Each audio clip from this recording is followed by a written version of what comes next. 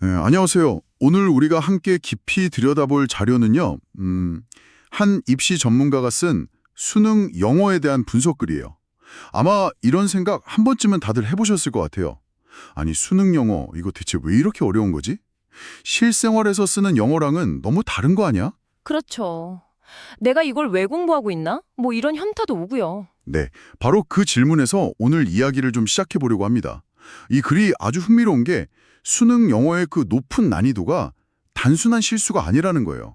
오히려 시험의 본질적인 목적을 이루기 위한 아주 필수적인 장치라고 주장을 하거든요. 네, 맞습니다. 오늘 살펴볼 자료의 핵심은 그 수능이라는 시험의 근본적인 목적을 이해하는 데서 출발해요. 이 전문가는 수능이 단순한 고등학교 성취도 평가가 아니라고 딱 선을 긋습니다. 그게 아니라 대학 수학 능력, 그러니까 대학에서 학문을 제대로 따라갈 능력이 있는지를 재는 시험이라는 거죠.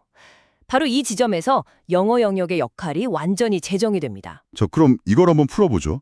자료의 첫 번째 핵심이 수능 영어가 영어 실력 그 자체를 측정하는 시험이 아니다. 이게 무슨 뜻일까요?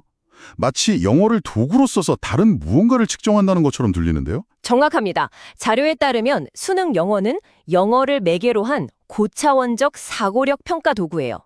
지문을 한번 생각해 보세요. 인문, 사회, 과학, 정말 온갖 학술적이고 범교과적인 내용으로 구성되어 있잖아요. 맞아요. 뭐 철학 지문 나왔다가 갑자기 양자역학 나왔다가 그렇죠. 단순히 단어 외우고 문법 좀 안다고 해서 풀 수 있는 문제가 절대 아니죠.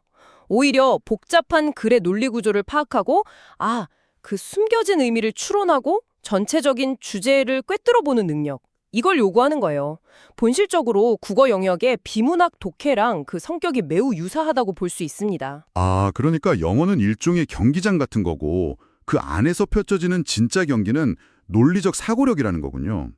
그래서 주제 찾기, 빈칸 추론, 순서배열 같은 유형이 핵심이 되는 거고요. 네, 바로 그 사고력을 아주 정교하게 측정하고 또 학생들을 실력에 따라 변별하기 위해서 쉬운 문제부터 최고 난도 문제까지 다양한 난이도 분포가 필수적이다. 이게 이 글의 주장입니다. 여기서 정말 흥미로운 지점이 나옵니다.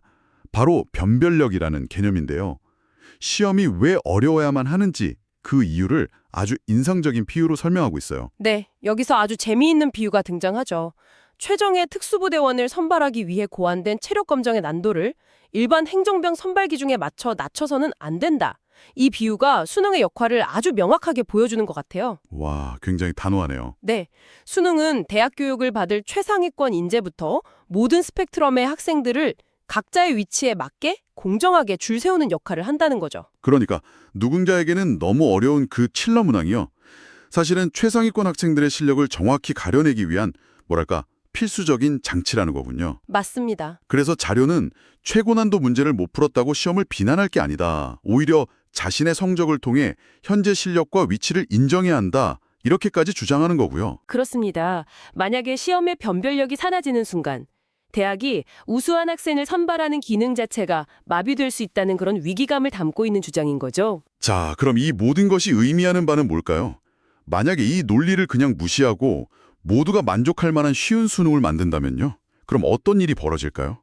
이 부분이 아주 중요한 질문을 던지는 지점이에요. 자료는 인위적으로 수능 난이도를 낮춰서 변별력이 훼손될 경우에 훨씬 더 심각한 문제가 발생할 수 있다고 경고합니다. 더 심각한 문제요? 네, 바로 대학들이 학생 선발의 자율권을 확보하기 위해서 본고사와 같은 대학별 고사를 부활시킬 거라는 예측이에요. 본고사. 본고사가 부활한다면 각 대학별로 시험을 다 따로 준비해야 한다는 뜻이군요. 네, 그렇게 되면 공교육 시스템은 사실상 약화되고요. 각 대학의 시험 요령에 맞춘 사교육 시정이 폭발적으로 커질 수밖에 없어요. 그럼 결국 결과적으로 지역이나 부모의 경제력에 따른 교육 격차가 지금보다 훨씬 더 심각해지는 상황을 초래할 수 있다는 거죠.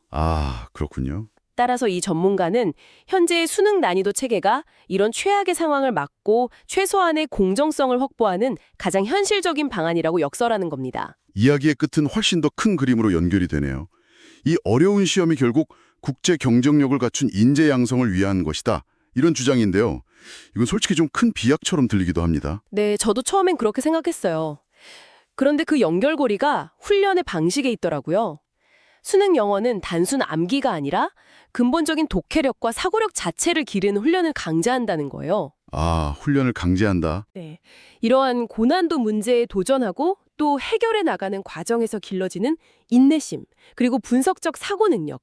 이런 것들이 결국 글로벌 무대에서 경쟁할 수 있는 인재의 밑거름이 된다. 이런 논리입니다. 일종의 두뇌 근력 운동 같은 거네요. 아주 적절한 비유입니다. 자료는 마지막에 우리 사회의 어른들이 이러한 학생들의 노력이 정당하게 보상받는 공정한 시스템을 만들어야 한다고 말해요. 그래서 건전한 경쟁을 통해 성장할 수 있도록 지원해야 할 책임이 있다. 이렇게 강조하면서 마무리됩니다. 자, 오늘 함께 살펴본 내용을 한번 정리해 보겠습니다.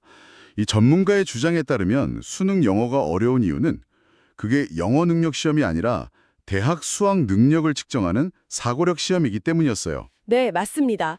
그리고 그 난이도는 학생들을 공정하게 변별하고 본고사 부활과 같은 더 큰 교육 불평등을 막기 위한 필수적인 장치라는 것이었죠. 네, 결국 이 시험의 핵심 기능은 변별이며 이 기능이 대학 입시 생태계 전체를 유지하는데 매우 중요하다는 관점을 우리가 함께 들여다보았습니다. 오늘 이 이야기를 들으신 당신에게 마지막으로 생각해 볼 만한 질문 하나를 던져봅니다.